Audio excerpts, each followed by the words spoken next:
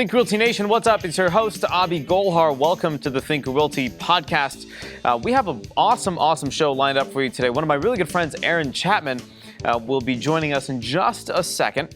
We're talking about financing, not only conventional financing, but also non-conventional financing, and what it means for a loan to be either an asset or just debt. What should we consider about this? Also, if you're a first-time investor or even a pro investor, what's the one thing that you can do differently than your competitors? So that's going to be the conversation with my good friend Aaron Chapman. And then we're going to roll right into a very interesting topic, the future of real estate investment, smart and climate-resistant buildings. That's what's coming up on the show today. Got questions? Get in touch. Go to thinkrealty.com/podcast to watch your favorite episodes of the Think Realty podcast. You want to get in touch with me directly? Super easy on how you can do it. Find me anywhere online, especially LinkedIn and Instagram at Abhi Golhar. This podcast is brought to you by Roofstock. If you're ready to buy your next investment property, then check out Roofstock, the #1 marketplace for buying and selling single-family rental homes. Featuring tenant-occupied rental properties for sale in over 20 states, Roofstock makes it easy to invest in cash-flowing real estate outside your local market. And to help you invest remotely with confidence, all properties are backed by Roofstock's industry-leading 30-day money-back guarantee. Sign up for free today to find your next cash-flowing rental property at roofstock.com/thinkrealty.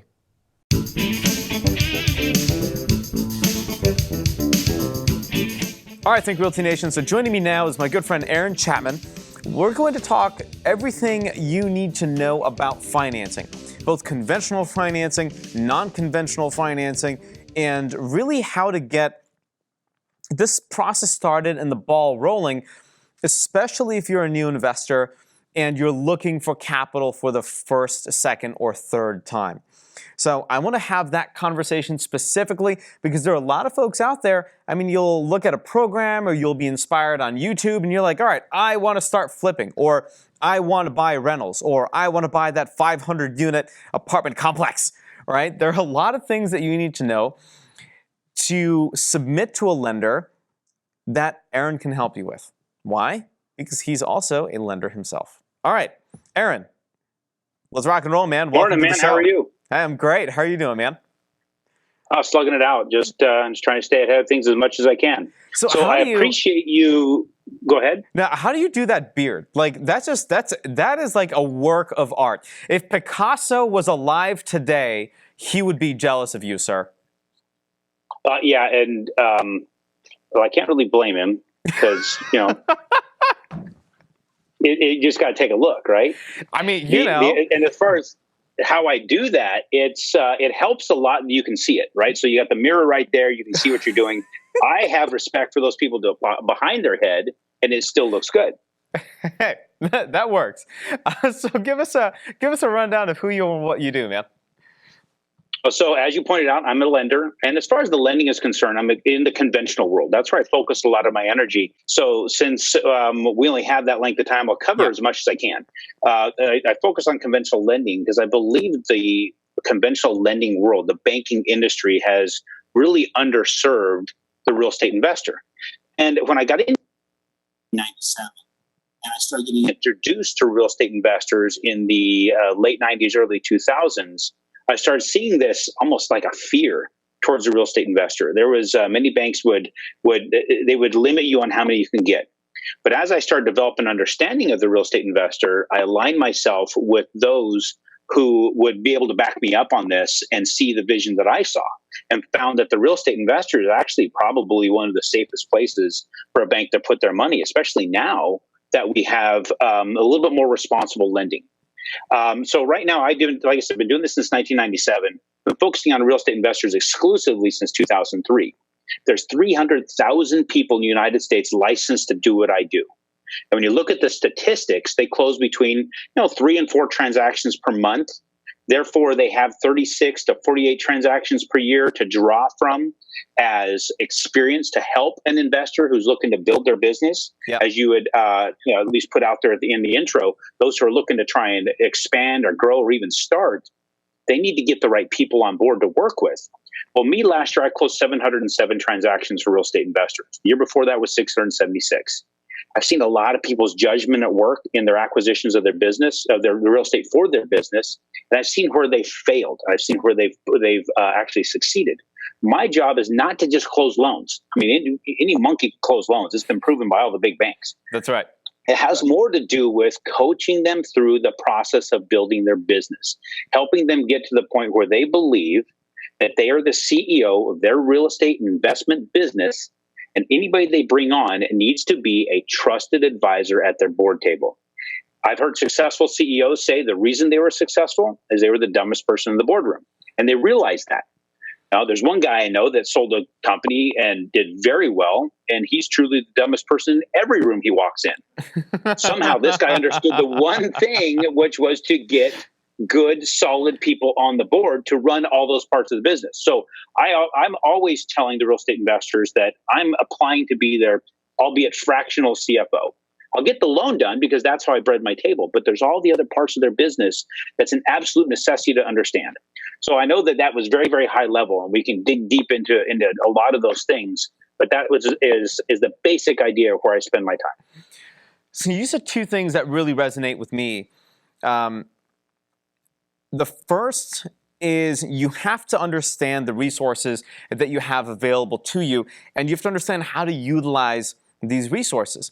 The second thing that you mentioned that really hit home, and we'll probably have to talk about this offline just because we've got now 12 minutes and counting, is the idea of building a business, right? It's very similar to contractors.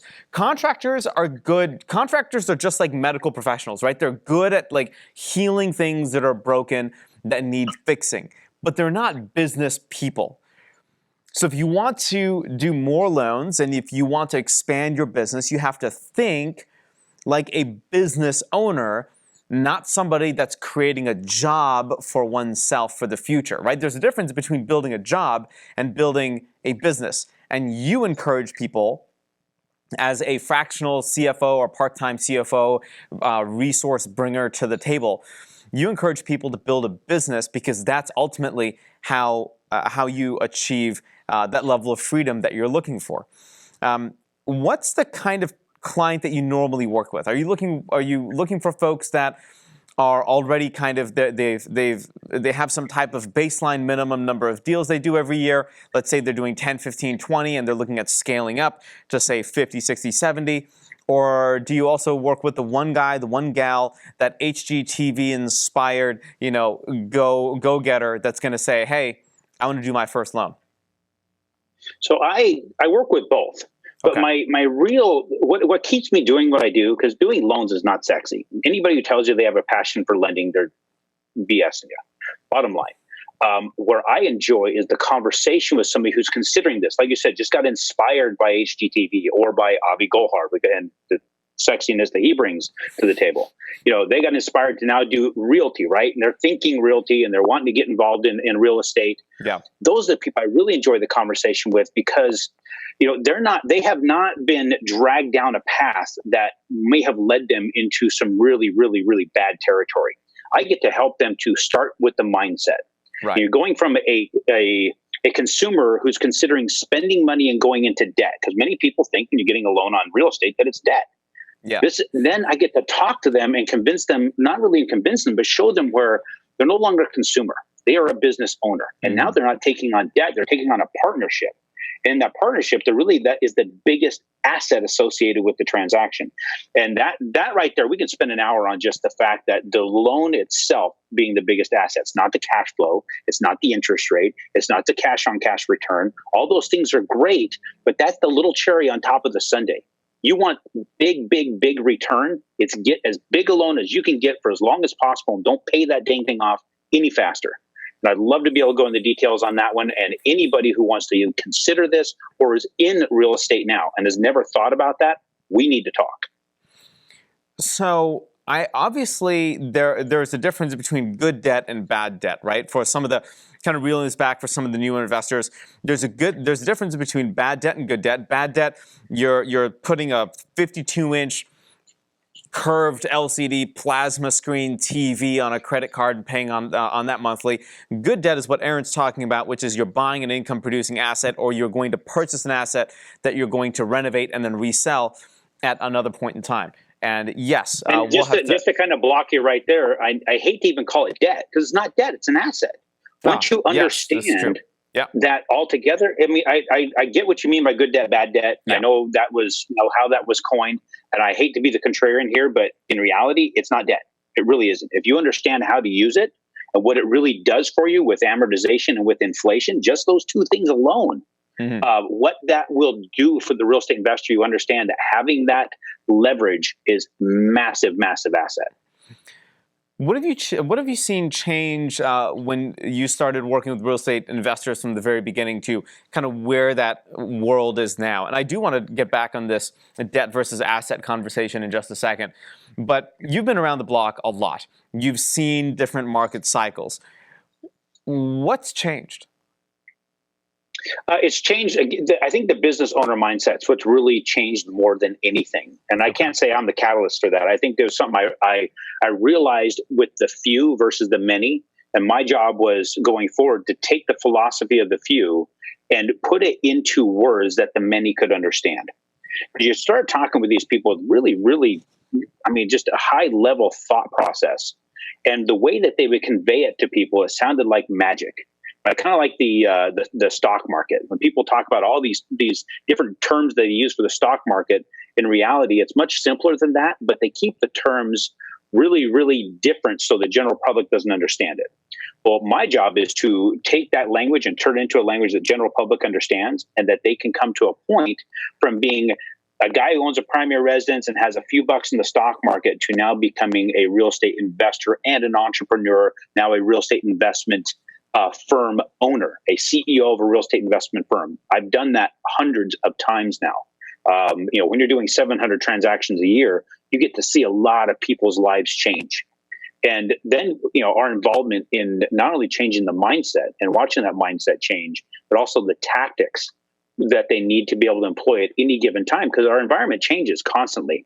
Tactics and strategies will always change, but the baseline philosophy needs to stay the same. As long as a person has that baseline to work off of, they can adjust their tactics and strategies to navigate the difficulties of any market.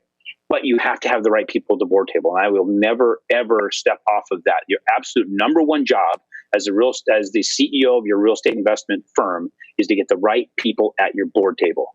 The second is to do deep analysis on the asset, understand that asset before you close on it, and talk to the members of your board before you acquire that asset that you believe will generate revenue for you. Quit using a pro forma as your baseline for purchasing. Yeah. That right there is just a tool. It's not the end all be all. Man, we could take this conversation in so many different directions.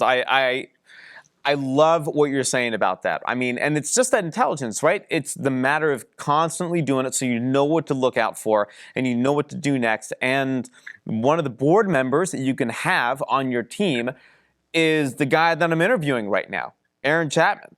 So, Aaron, before I ask you the next two questions, I do want to give you the opportunity to give a shout out for all your contact info, whether it's an email, phone number, website, etc., because this is a much deeper conversation than just super surface level stuff that one needs to understand, because these are really hardcore internal conversations about, hey, here's where I am, here's where I want to go, and what are the methods that I can, what are the vehicles that I can use to get there. So your contact information, if you would, please. Well, the best is aaronbchapman.com. So AARONB as in boy, that's not my middle name, Chapman, CHAPMAN.com. That will always be out there.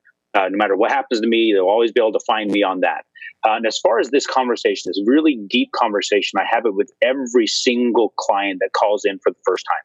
We schedule a half hour, 45 minutes, and we have a very deep dive about what they're intending to do and how we get them there and what mindset they need to start thinking towards.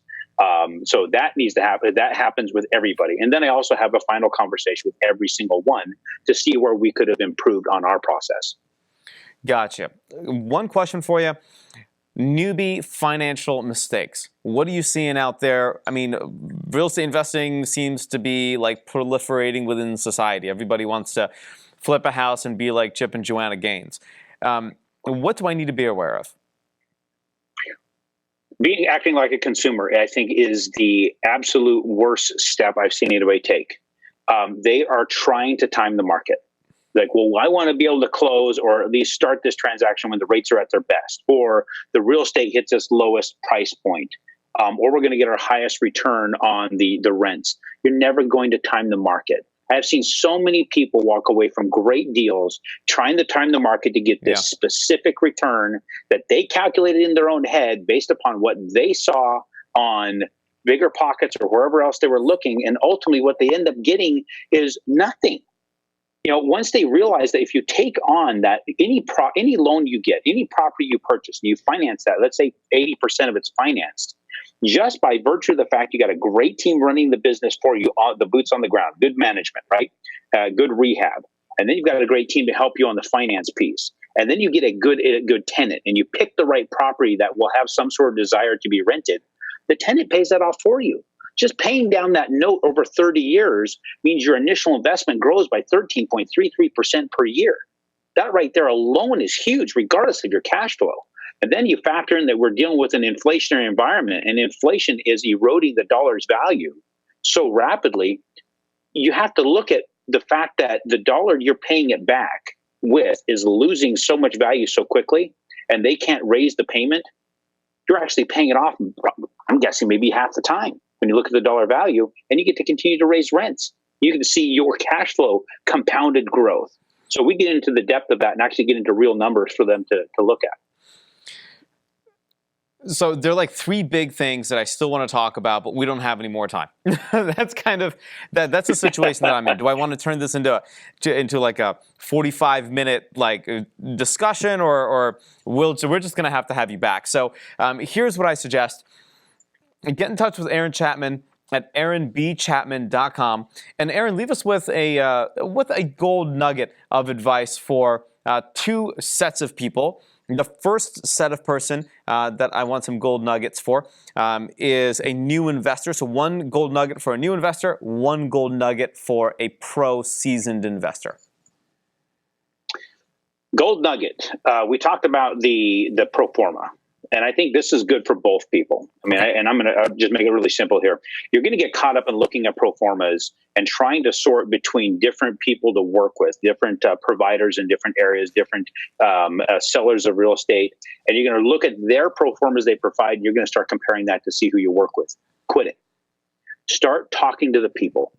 Get an understanding of who is you're working with, build a relationship, build the trust. Know that the person sitting at your table is somebody you can trust, not their numbers you can trust, because the numbers will be different from each individual. No two pro formas are alike from two different individuals. They use different math. Now, once you have found the person who you want to work with, who you could put at your board table, who you could have as a trusted advisor to you, then you start using those pro formas to sort through the properties that they offer. And once you've determined which property makes sense after you've done inspections, you verified the one that you believe would have the greatest chance of staying rented for the majority of your ownership, that's what you use that pro forma to differentiate with. And once you're done and you figure out which property you want, you take that pro forma, you rip it up and throw it away, because none of that's going to be true anymore. Those are all just generalized guesses. It's a tool. You know, I do a lot of conversations and actually business with the professor of accounting at Kennesaw State University. And he tells me that he tells his students that pro forma is Greek for made up. Too often, these potential buyers or real estate investors, even seasoned ones, want to go back to everybody and say, why is this different than the pro forma? Because the pro forma is made up. Quit focusing on that. Focus on the reality of things, and then focus on the two things we just talked about: amortization and inflation. Once you understand those two tools, it doesn't matter anything else. Interest rate doesn't matter. Cash flow doesn't matter. You wanted to cash flow a little bit, right? You want the business to pay for itself. You never go to the pocket for your business. But if you figure those two things out, we talk about those, you get your head wrapped around it, it changes the dynamics of your business entirely. Aaron, thanks so much, man. I appreciate the gold nugget. And for those of you listening and watching, what Aaron just said is so powerful. You got to rewind that, and you have to listen to it again. All right, we got to go to break. Don't go anywhere. I'll be right back.